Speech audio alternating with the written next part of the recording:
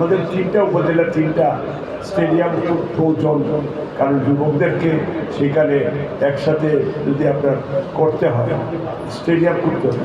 আমি আপনাদেরকে আজকে কথা দিচ্ছি আনুষ্ঠানিকভাবে, আল্লাহ যদি আমার দলকে পাওয়ারে নিয়ে আসে, আমি যদি হায়াতে বাঁচি, আমি এলাকার এমপি হই, ফার্স্ট প্রায়োরিটি 3টা উপজেলায় 3টা স্টেডিয়াম এবং 3টা হেলথ সেন্টার, যাতে মা বোনরা ট্রাফিকের যাবে তার বাচ্চা রাস্তায় কষ্ট হয়ে মারা না যায়, সেটা আর একটা ছেলে দিতে হবে। এই 3টা এটা আমি করব।